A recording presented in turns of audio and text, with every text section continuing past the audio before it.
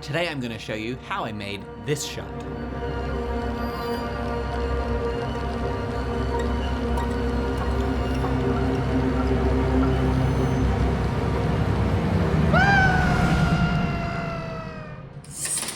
So the first thing I did was block out all the light in my dining room.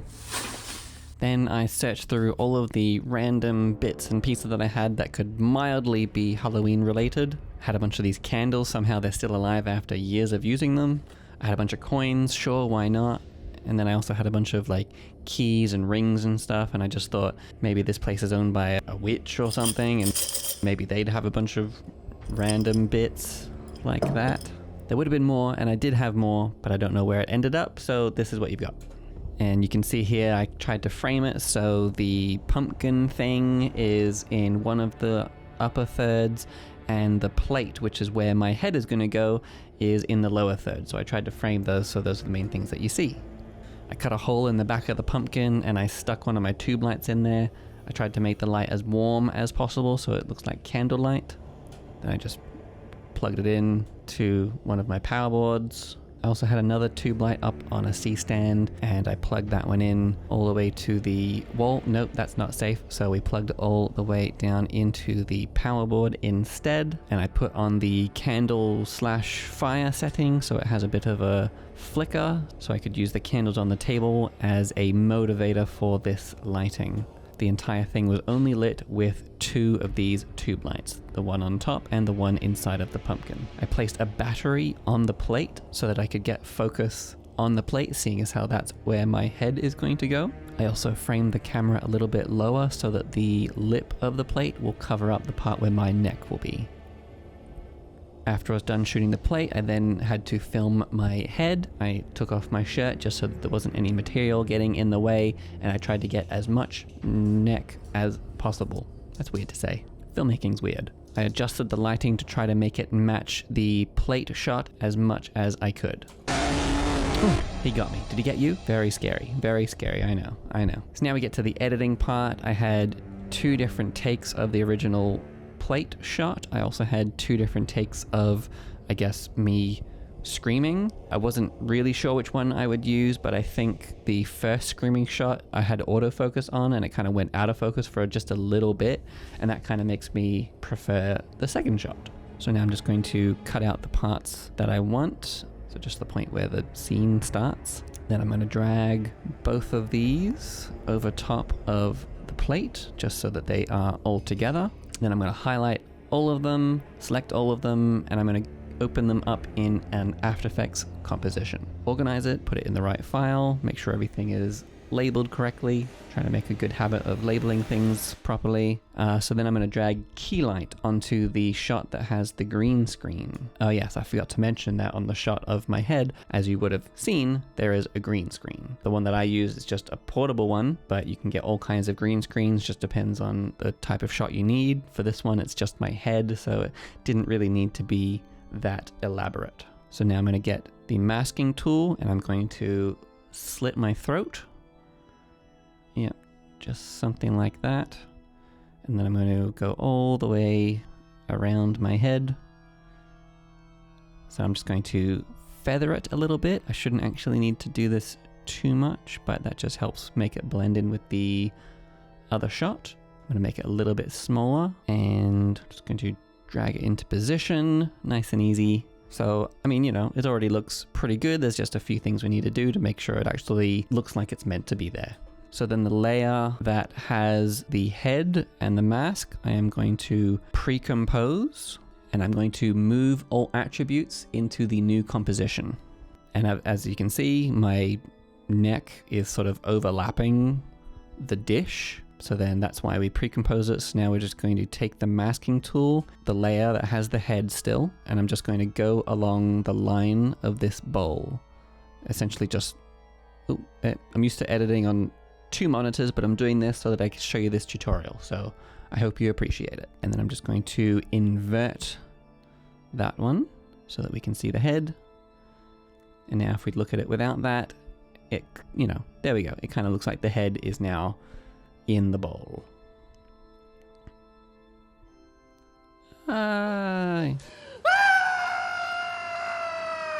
Yeah, very good. Very good acting. I think that's some pretty fine acting right there. Okay, so now we're going to do a couple of things just to make it sort of blend in a little bit better, or just to finish it off, I suppose. So I want it to be a little bit, you know, dark and spooky, because it's supposed to be, because of Halloween and all that.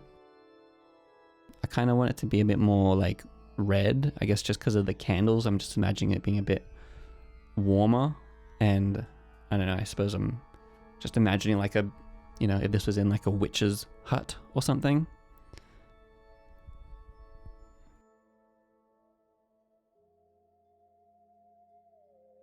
So I don't really want it to be green. I really want to go for that red. So that's a bit, yeah, that's a bit too green. That's a bit too red. Something kind of like that. It's a bit more believable, I suppose. And so I copy and paste it onto my face, but because my face is already a bit red, it's a bit too much. So I'm just going to fiddle with this until I can get my head to match the coloring of the background footage. A little bit more. Something like that. Yeah, that's pretty good. I'm not much of a color grader, so... Oh, look, there's a plate. There's a head and a plate. Yeah, good stuff. Okay, so now back into Premiere. I'm just going to cut out that second take, the one that I like, and we're going to just remove everything else because it is no good. That's a pretty good start. Now there's just a couple other things that I want to do to finish this off. Okay, but what I really want to do now is add in a bit of smoke. You know, I think there needs to be a bit more movement to really finish this off. So I'm going to go to Pixabay. So the Pixabay is really cool. You can get all kinds of free stuff. I'm going to be looking for some smoke. So this one here, yeah, that one's pretty good. I think that could work. So I'm going to download that in just the best quality that I'm able to. If you don't have an account, you'll have to sign up, but if you do, yeah, it's all free. So yeah, I feel like I probably use this site at least once a week for something. So I like this smoke as well. It's kind of a bit slow moving and soft, and kind of helps it feel a bit creepy maybe. I kind of like these particles too. I think might be kind of nice to make them just make the air a bit dusty, or maybe like embers from the candles.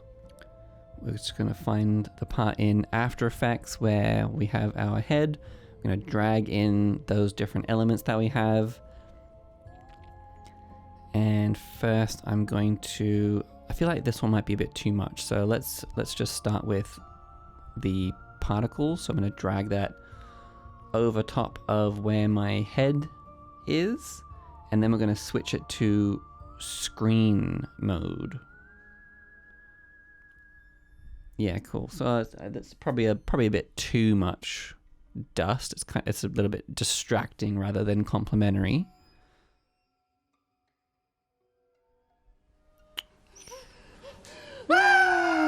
Yeah, cool. I might just turn this down a bit. Make it turn down the transparency. Yeah, I just wanted to just I just wanted to add just a little bit of like detail to the shot.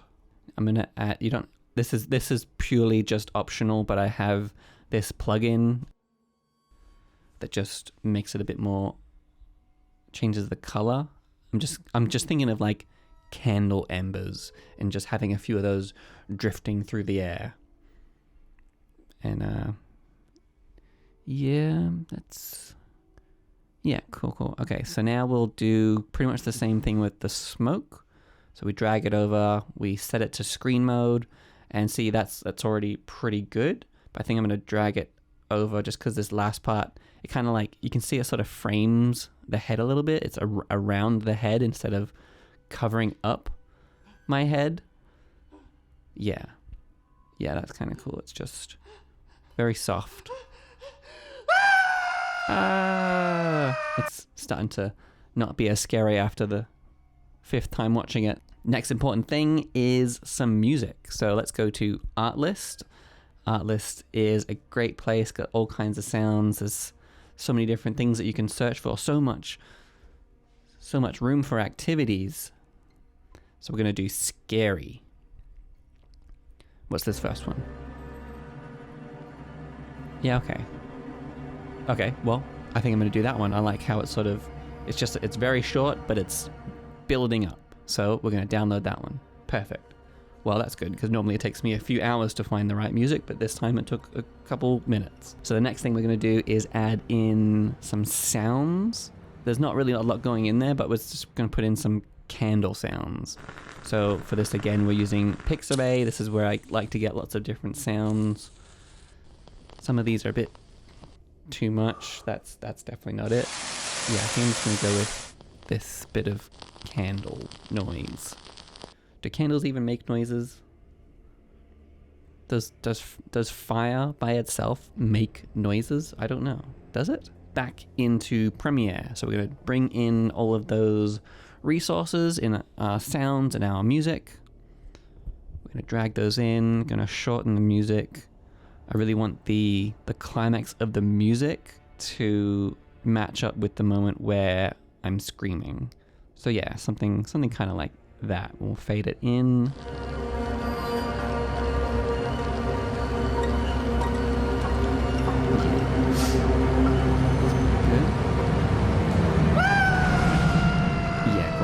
So we'll get rid of that other stuff. We'll fade this in. Fade.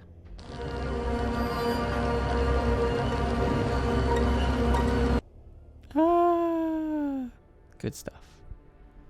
Really good acting. Did I say that was good acting? It's really good. Next thing I want to do, I want to add in a bit more movement. So here at the bit where I'm screaming, I'm going to make a keyframe for the position and scale. Then I'm going to go back to the start, and I'm just going to go right into the eyes. I want to go so close to the eyes that you can't really see anything else that is around the head. You can't really make out any details.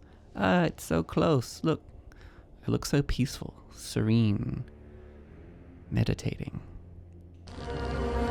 See, and then we just come out nice and slow.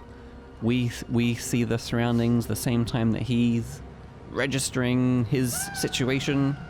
I'm saying he, but this is me. I'm talking about me. I'm just going to do ease in, and I'm going to do ease out for this first part, just so it's not so sudden. So then it kind of like slows down a little bit as it gets to those keyframes, so you don't really notice the stop as much. Yeah, okay, cool. I'm pretty happy with this. So now we're going to export, and let's just watch that one more time.